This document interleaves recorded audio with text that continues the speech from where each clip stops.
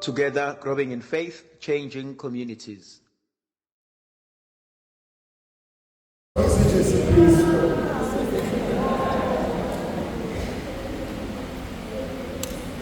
Sanozami ngiyafisa ukubuka lencwadi kaSamuel oqala chapter 16 verse 1 to 13. Le ndaba iyangithinta ngoba abantwana bakaIsrayeli bake bahamba baya kuSamueli bathi Samueli sicela usikhethele inkosi. Ebese Samueli enqaba ethi lokho engicelayo akaze kwacelwa, lokho engicelayo kufana nokuthuka uNkulunkulu. Kodwa Samuel agcine ehambile yaNkulunkulu eyothi inkosi labantu abakhiphe ezweni laseGibhithe, abakhiphe ekuhluphekeni, namhlanje sebethi banikeze inkosi. Yangithanda impendulo uNkulunkulu ayinika uSamueli. uNkulunkulu uthi kuSamueli, ndodana yami labantu abaphiki abalwisani nawe nje, kodwa banqaba balahla mina uqobo lwami. Not only do they reject you, but they reject me as their Lord and God. Kunento engenzeka sithi siyayicela, kanti lento siyicelayo emehlweni kaNkulunkulu ifana nokuthi siyamlahla uNkulunkulu. Kumina iyajula le ndaba ngoba mina lento ifuna ukuthi Nkosi uze uyiguqule intando yami ifaniswe neyakho. Kumina ithando sami lenkonzo ivusela uJesu eguqile Getsemane eyokhuleka kuNkulunkulu, kodwa ekupheleni kwakho konke kunezwi alishoyo eluthintayo umoya wami.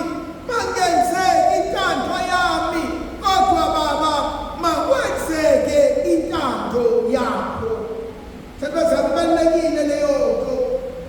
Umuntu uyafisa, umuntu uyadala, umuntu uyaceba, kodwa ekugcineni uyedwa umuntu ophethe impilo yomuntu ogama lakhe linguKristu uJesu. Kumina iyahlala le nkonzo ukuthi abantwana bakaIsrayeli bafuna uSawuli, kodwa uJehova wathi seniyangilahla yini. Bayinsisa bathi Nkosi sinike yena.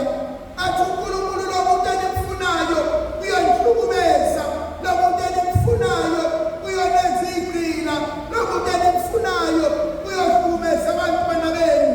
Kodwa bathi bona Nkosi siphe noma enjalo.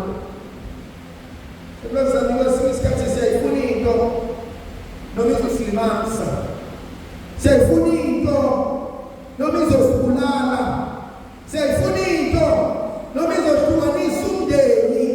Oh, moya ongcwele, uyabazi abantu abahamba bayothatheleta inangozi, azi kahle kamhlophe ukuthi mase ithathile lento akazophinda ahlangane nonkosikazi. Azi kahle kamhlophe mase ithathile leyo nto azophinda ehlale ingane esibelethweni bese iyaphuma ngesibelethe, kodwa zonke ziyophuma zifile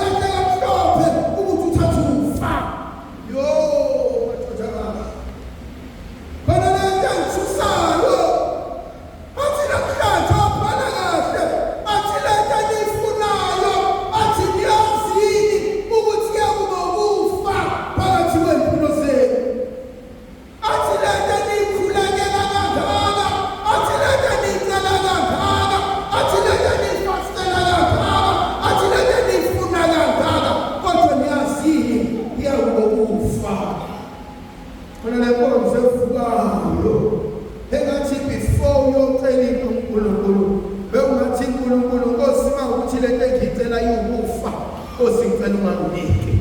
Uma lo muntu ozayo ukufa Nkosi makangezi. Uma lo msebenzi abangithembisa wona ukufa Nkosi unganginiki. Uma le mali abazonginika yona ukufa Nkosi unganginiki. Azathi omunye ngcono mhlupheke kungenalutho kunokuba ngibe nakho konke kodwa ngibe isigcina sami. Athina namhlanje uNkulunkulu. Uzulameni ngelithintayo ithemba zezulu. Uthobela kahle. uJehova bese yobisa uSamuel. Athi Samuel, athi awungena emzini kaJese. Awehle eBhethlehema ngoba Behlami khona insizwa aseyibonile. Ngoba Behlami khona indoda engizoyivusa. Khona lento evukayo mina ukuthi uSawuli uhlele esigodlweni. uSawuli uhlele inkosi kodwa kazi ukuthi uJehova senamanye amahlelo, senalinye icebo, senamanye amaplans awenzayo. Yazi inkinga yethu abanye abantu baba bokusebehlweni kodwa bakubona ukusitheni ngale. Abanye abantu babhekana nale khona ezinye izinto ezithi masenzeka. Abanye abantu balibela babona ngehlo, balibela bakuzwayo, balibela bakhulumayo kodwa bayiboni lento uNkulunkulu aseyenza. Athi usebenza ekusithekeni, athi bekho kwakhe ilanga, athi uAbraham, athi Nkosi ngomhlabisa, athi uJehova ukhuleka mfana wami, athi at the background I'm making a plan. Kunaleyo nto uNkulunkulu ayenza namhlanje.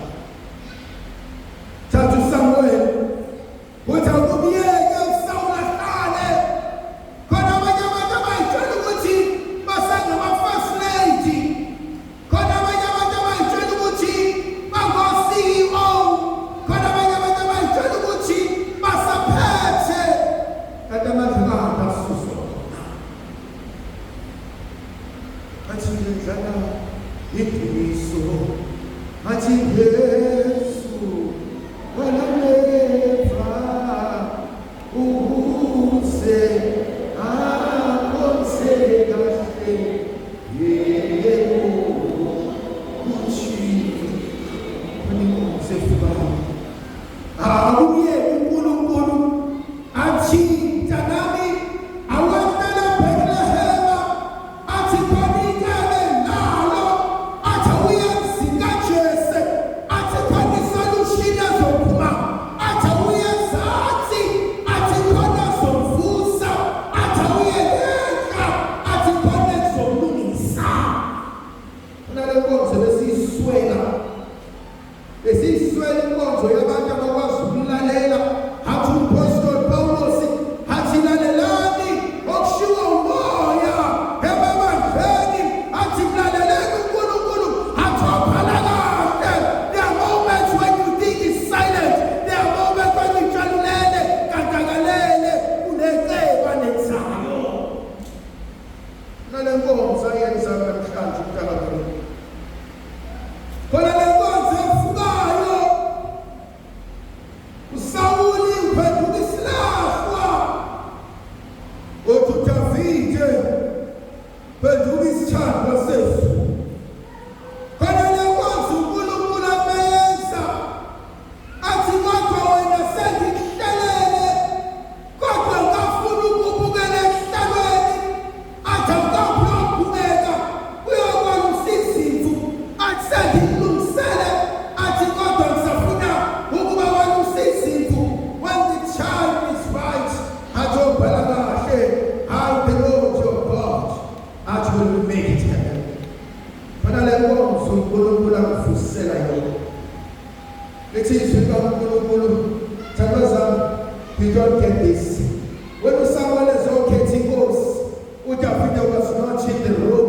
When the blessing came, uDavide was not in the room. When the anointing came, uDavide was not in the room. When the throne came, uDavide was not in the room. God Samuel could not do anything because ukafanele besendlini wayengekho izinto. Engifuna ukusho namhlanje into zakho, whether you are in the room or you are outside, uma sekumele ugqobo lifike athi odala, athi abantu omlanda, athi odala, athi msuseni, athi odala, athi ngeke